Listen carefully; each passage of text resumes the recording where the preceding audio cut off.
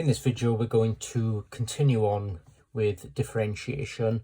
We're going to look at the more complicated derivatives that will need to use the rules of differentiation in order to work out. Okay, so the rules of differentiation are used normally when we have, for example, things that are multiplied together that we can't simplify, or divided that we can't simplify, or if we have brackets to powers or square roots.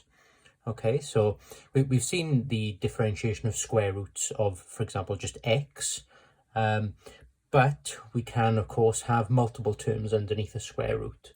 So these rules of differentiation help to differentiate functions such as that. Okay, so the first one we'll have a look at then is for a function such as something like this. Okay, so we've got y equals x squared sine x. Now previously, of course, when we've seen things multiplied together, we've had to multiply them out to get separate terms, and then we can differentiate those separate terms individually.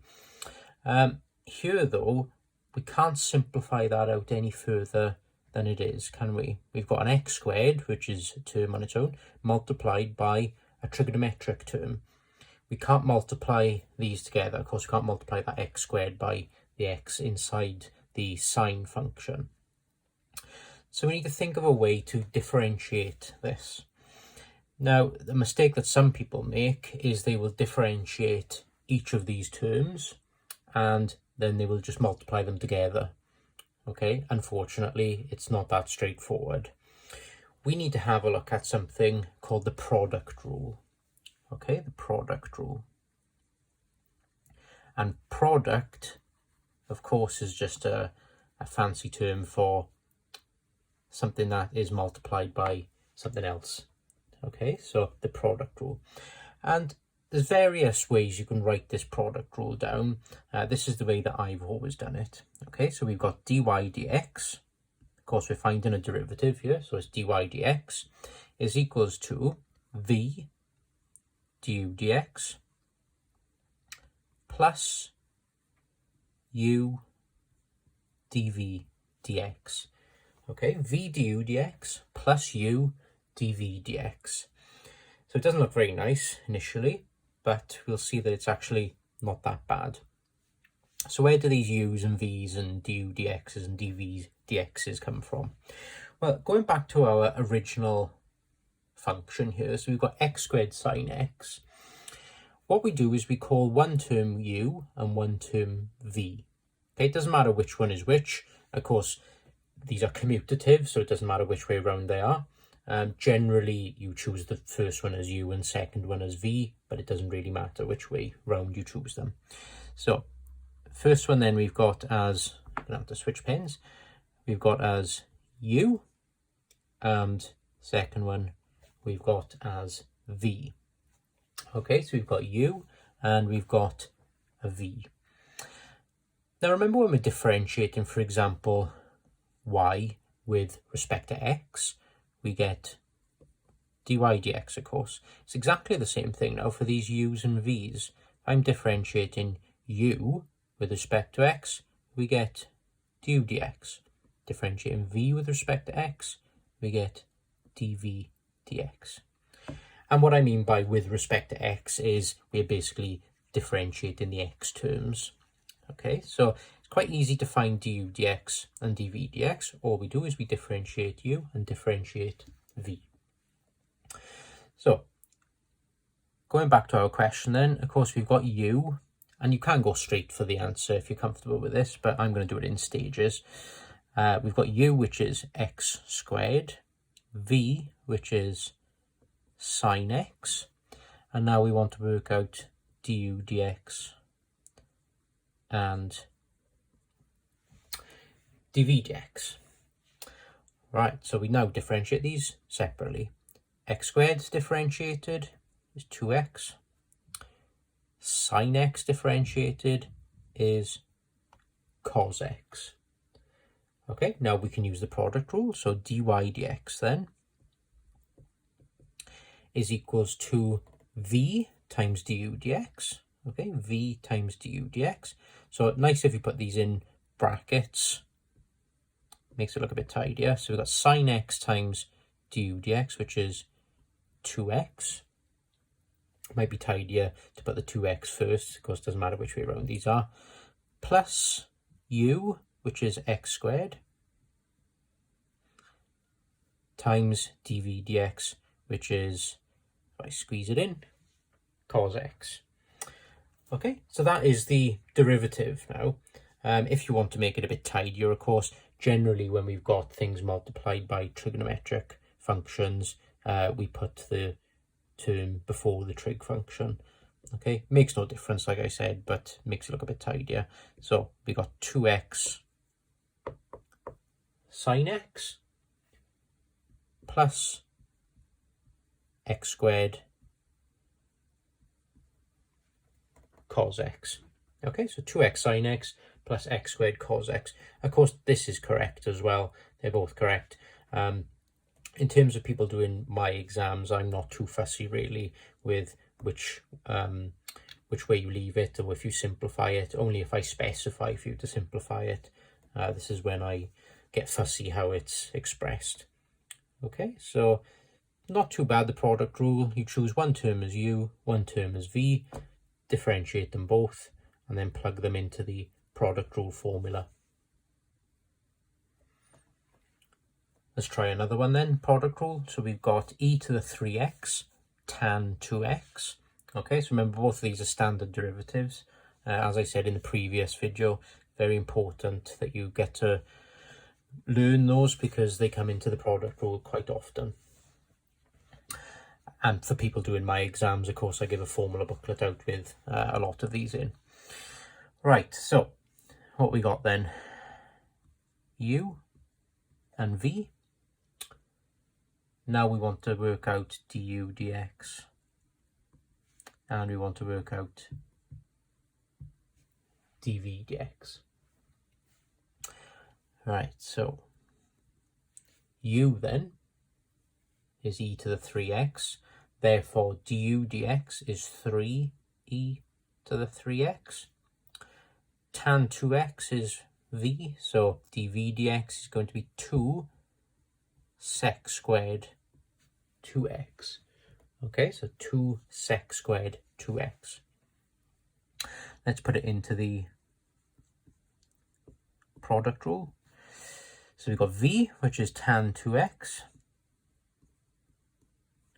times du dx, which is 3e to the 3x, plus u, which is e to the 3x, times dv dx, which is 2 sec squared 2x. Okay, so that's the derivative for that one. Again, you know, you can tidy this up slightly if you want to, and you can even factorize it as we've got e to the 3x in both of these. That will give us the first derivative anyway. You know, if you want to, sometimes we can bring these numbers to the front, because all of these are multiplied together, of course. We could write this down as 3. We could even bring the exponential to the front if you want to, 3e to the 3x tan 2x, plus bring this number to the front, 2e to the 3x sec squared 2x. Okay, so that would be another way of writing it. And of course, again, if you wanted to, you could factorize and take these e to the 3x's outside a bracket. Okay, purely optional. This is the first derivative here, but of course you can write it in different ways. Okay, so that's the product rule applied to this function. Okay, so let's have a look then at a different looking function. So notice here now we've got a fraction. So we've got e to the 2x plus x squared, all divided by sine x. Now, there's nothing much we can do with this, really. I guess you could split it up into two fractions with sine x on the bottom, but we'd be in the same situation. And that situation being, of course, we can't simplify any terms on the top with terms on the bottom.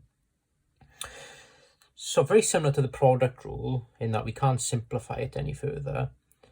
But of course we've got a fraction now rather than things multiplied together.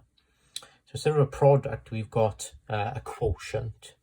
Okay, so we've got to use what we call the quotient rule in order to differentiate, fractions.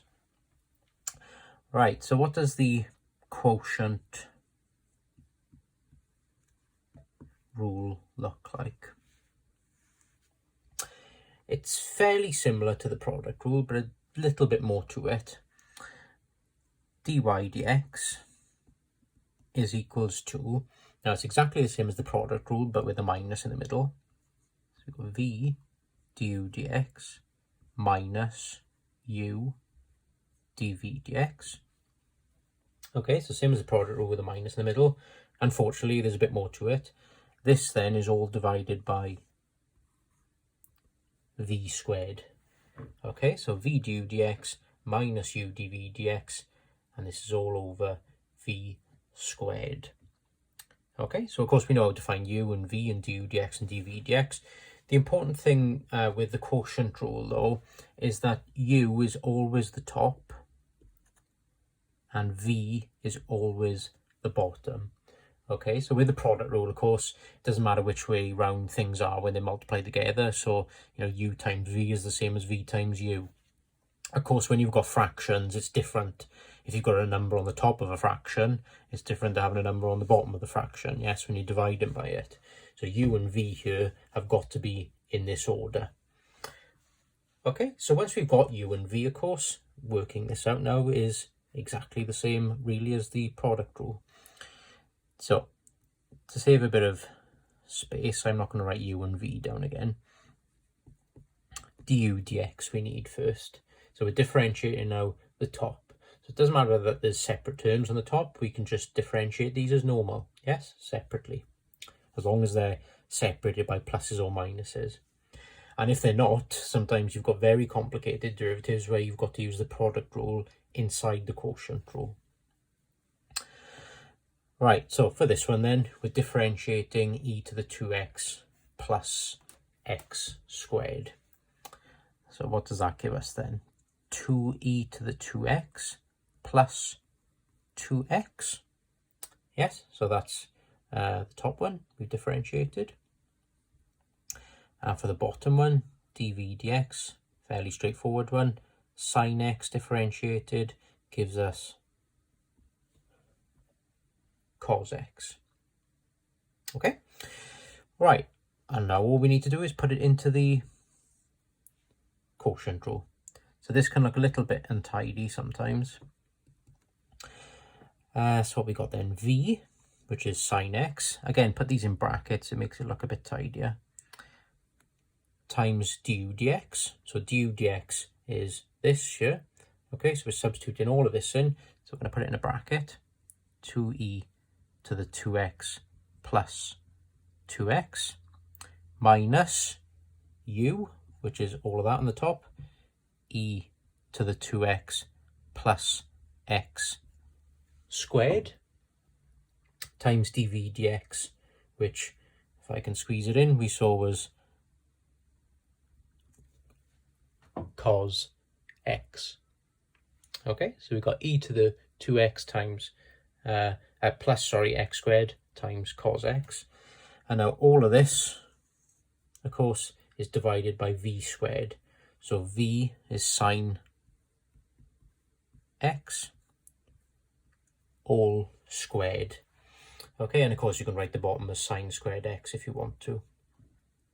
And, you know, going from there, that is the first derivative, but going from there, of course, you could try and simplify these terms, and you could factorize the top, you know, you can attempt to quite often, but I'm happy with just finding that first derivative and leaving it like that. So don't panic if the quotient rule gives some complicated looking first derivatives, just because of the nature of it and the fact that we're introducing a fraction here in the derivative. It does make it look a bit complicated sometimes. Another example for the quotient rule then. So we've got y equals cos 2x divided by e to the 4x Remember, top one is u, bottom one is v. Then we want to work out du dx and dv dx. So du dx, differentiating u, is going to give us minus 2 sine 2x. So that's du dx. dv dx is going to give us 4e to the 4x. Okay, so we've differentiated both of those. dy dx then is v, which is e to the 4x, times du dx. So we've got minus 2 sine 2x minus u, which is cos 2x, times dv dx. If I can squeeze this in, we've got 4e to the 4x. Okay, so v times du dx minus u times dv dx, all divided by v squared, so e to the 4x, all squared. And of course you could simplify this again slightly, and you could square that e to the 4x out on the bottom. Of course, when you've got a power all to another power, the powers multiply. Yeah, so e to the 8x, that would be on the bottom. Okay, so that's that one differentiated using the quotient rule. And of course, remember, what we're doing here is finding gradients for these functions. So if I was asking you, going back to what we did in the previous video, if I was asking you what's the gradient at, say, x equals 2 for any of these functions, you'd have to substitute x equals 2 into these first derivatives here. Okay, so it wouldn't be very nice to put numbers into those, but that would be one reason why you would want to potentially simplify it. But I'm happy if we just leave it as it is for now. Just as a quick bonus question, as I'm sure you're enjoying these a lot. Remember I said that we can prove that the derivative of tan x is equals to sec squared x.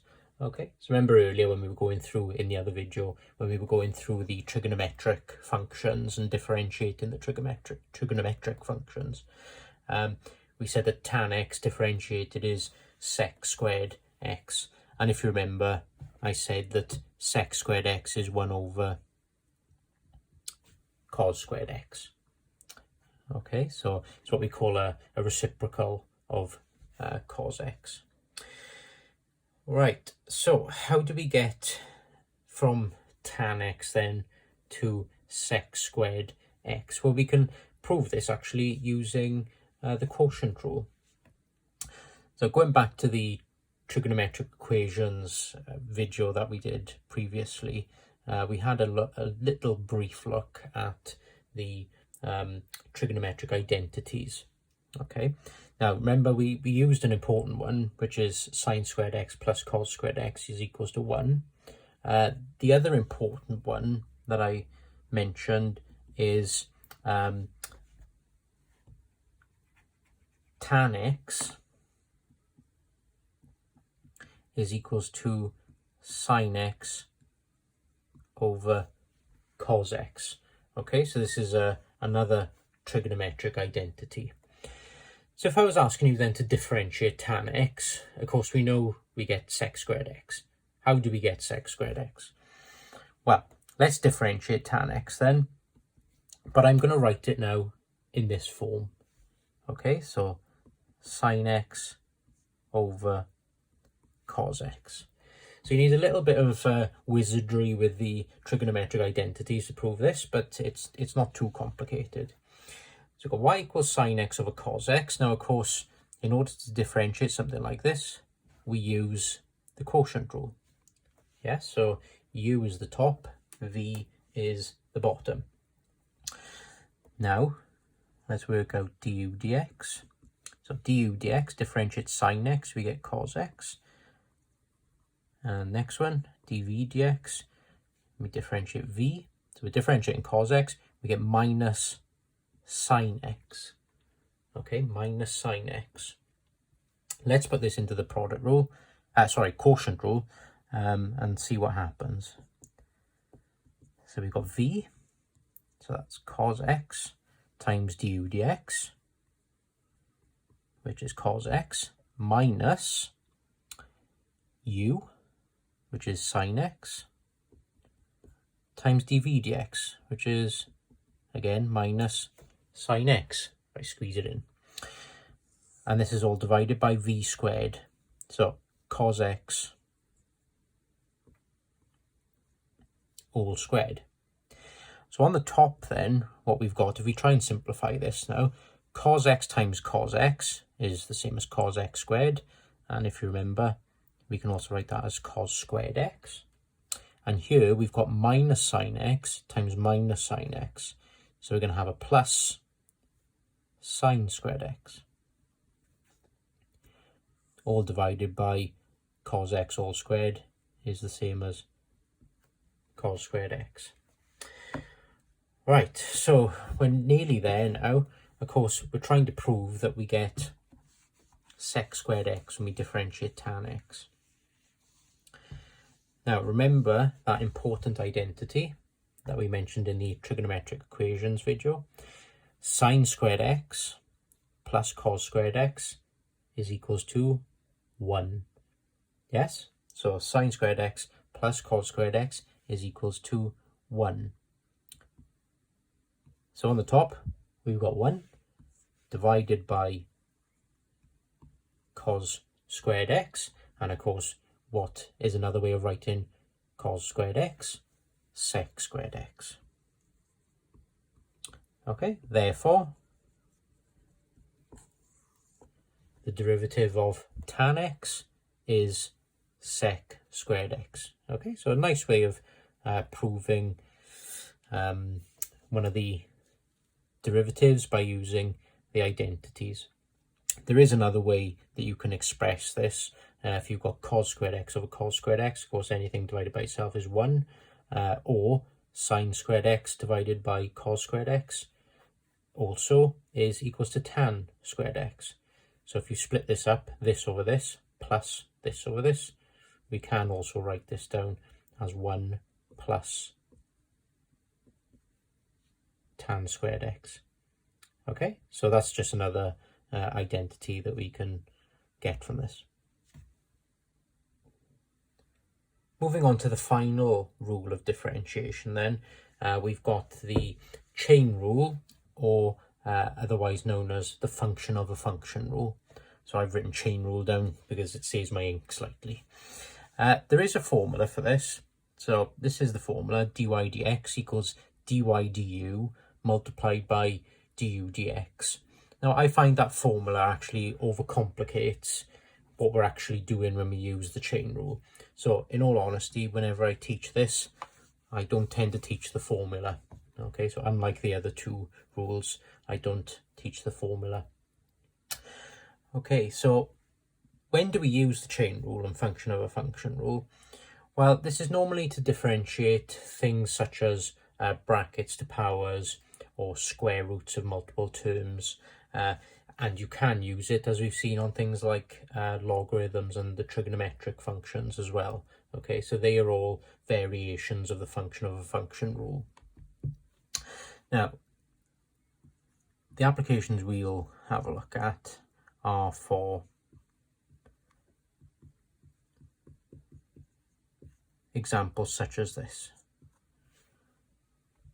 Okay, so of course, you could multiply this bracket out 4 times if you wanted to, and then you would have separate terms and you could differentiate each of those separately, but that's going to take a bit of time to do that. We can do this in 10-20 seconds. Right, so what do we do then? Like I said, I don't use the formula so much for this. I just kind of remember the process that we need to go through in order to differentiate it. It's quite straightforward. So first of all then, and we go straight for the answer, okay, it's not like the product rule and quotient rule. Dy dx, now what we do is we bring this power down in front of the bracket. Okay, we bring this power down in front of the bracket and take one off the power. So going back to that formula, you will have seen that you differentiate y with respect to u. So essentially, it's asking you in that formula to rewrite that down as u to the power 4, and you treat that bracket then as one term. I just find that it overcomplicates it, okay? So all you need to remember, bring the power down in front, take one off the power. Okay, so you treat this bracket almost like it's, x to a power. Right, unfortunately, it's not just that straightforward. There's another step. What we need to do now is we need to multiply this by the derivative of whatever's inside the bracket. Okay, so whatever's inside the bracket, I'm going to differentiate and put it in a bracket afterwards. So 4x cubed, differentiate that, is going to be 12x squared, plus differentiate 2x, we get 2, and of course differentiate 3, it's a constant, so it goes out as 0. Okay, and there's the derivative of that function. Now you can simplify it if you want to by multiplying this out slightly. This 4 can multiply inside this bracket on the end here. Of course, these brackets are commutative, so it doesn't matter which way round they are. Yeah, these brackets and this number. But remember, you can't multiply this 4 inside this bracket because we've got this cubed power here. We can't multiply the 4 into that bracket. What you would have to do is multiply that bracket out first, and then you could multiply the 4 into it. But a nice easy way of simplifying this is just multiplying that number into this bracket on the end. Okay, and this is if you want to simplify it at all. So what we got then? 48x squared plus 8. And of course we've got that big bracket then to the power 3. Okay, so all I've done is multiplied that 4 into the bracket on the end. Makes it look a bit easier. Okay, so we've used the chain rule there in order to differentiate this bracket to a power. Easier, I think, if you just remember the way we do it rather than using the formula. So just to reiterate, bring the power down in front, take one off the power. So bring the power down in front, take one off the power, and then we multiply all of this by the derivative of whatever's inside the bracket. Okay, and that's the chain rule. Another reason you'd want to use the chain rule is when we're faced with something like this. So of course we've done derivative of, say, x underneath the square root, yes? So square root of x. Remember what we would do is we would put it to the power half, and then we can differentiate x to the power of a half from there. Now slightly more complicated when we've got multiple terms underneath the square root. Okay, so in order to differentiate something like this, we need to write this as all of these terms to a power, okay, to the power half. We've got a square root, so it's all of this to the power half. And of course, this is now where the chain rule comes into. We've got a power half there. And of course, with these powers, just like with normal differentiation, you can have fractions, decimals, doesn't make any difference. Okay, so we've got this bracket to a power half. And now we can differentiate. Yes, so dy dx using the chain rule. Power comes down in front of the bracket, and use decimals if you want to, but we've got half. The bracket always stays the same.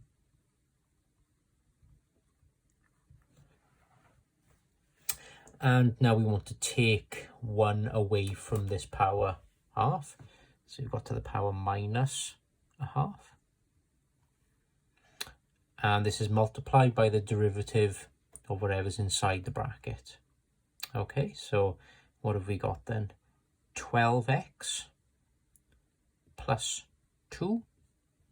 Yes, so 2 comes down in front, multiplies by the 6, so we got 12x, plus, when we differentiate 2x, we get 2.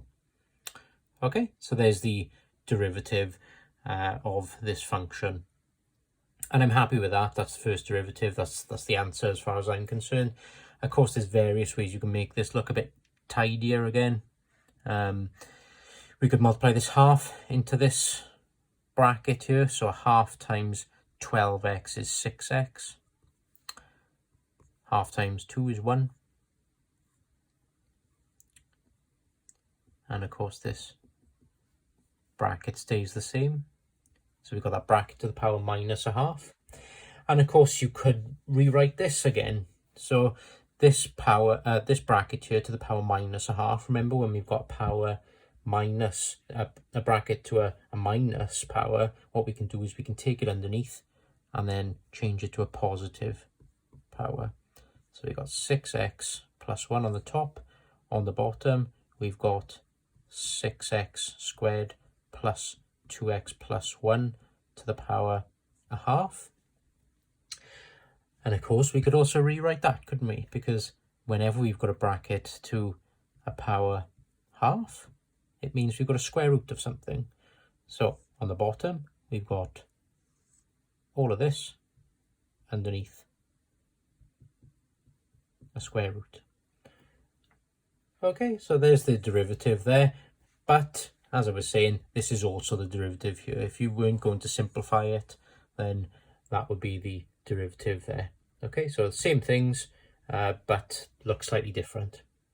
Okay, so that's the chain rule then, in order to differentiate square roots. And of course, the same goes for cube roots and fourth roots and so on. So that's the chain rule.